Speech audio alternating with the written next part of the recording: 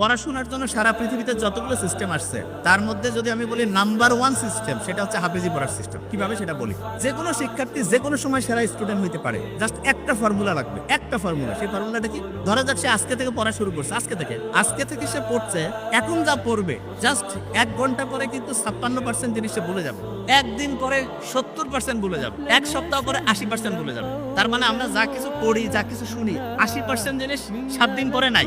অথচ কোরআন শরীফ যারা পড়ে তারা দেখা যায় যে গোটাল কোরআনের 30টা পারা একদম A to Z মুখস্থ না। তারা কিভাবে খেয়াল রাখে? কেউ যদি হাফেজি পড়াটা দেখে, দেখবে যে হাফেজিতে যারা পড়ে ভোরের টাইমে তারা একটু পড়ে এবং সকালে আবার একটু পড়ে, পড়ার পরে দুপুরের পর থেকে তারা রিভিশন দেয়, মাগরিবের পরে তারা রিভিশন দেয়, এশার পরেও রিভিশন।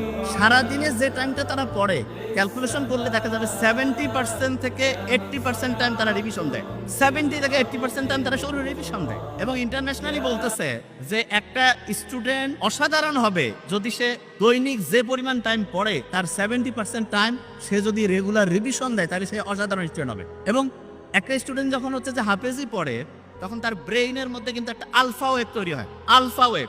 এবং এই ওয়েভটা এমন, একটা পৃষ্ঠা পড়তে লাগতেছে ধরলাম যে 10 মিনিট, আপনি যদি আলফা ওয়েভে পড়েন, আলফা ওয়েভ ব্রেইনের মধ্যে, তাহলে আল্লাহর রহমতে আপনার ওই পড়াটা 2 থেকে 3 মিনিটে হবে। তার মানে স্বাভাবিকভাবে একটা পড়া আপনি যেই স্পিডে পড়েন, আলফা ওয়েভ থাকলে তার থেকে 4 থেকে 5 গুণ বেশি স্পিডে আপনি আল্লাহর রহমতে পড়তে পারবেন। তাহলে যারা কোরআনের হাফেজিতে পড়ে তারা কিন্তু ব্রেইনে আলফা ওয়েভ তৈরিটা অটোমেটেড হয়। ওই যে আমি যখন কোরআন তেলাওয়াত আমরা শুনলাম তখন এটা ভালো লাগছে না সবার? কোরআন যখন শুনলাম কি কারণে ভালো লাগলো? কারণ কোরআনের আয়াতগুলো আল্লাহ এমন ভাবে অ্যাসেম্বল করছেন, যখনই আমরা শুনি তখন ব্রেইনটা কুল ডাউন হয়। এবং ব্রেইনটা কুল ডাউন হয়ে গেলে ব্রেইনের মধ্যে প্রতি মুহূর্তে যে হচ্ছে বিভিন্ন ঢেউ আছে, ঢেউটা এমন লেভেলে আসে যেটার নাম হচ্ছে আলফা ঢেউ। এবং এই ঢেউটা ব্রেইনের জন্য খুব উপকারী।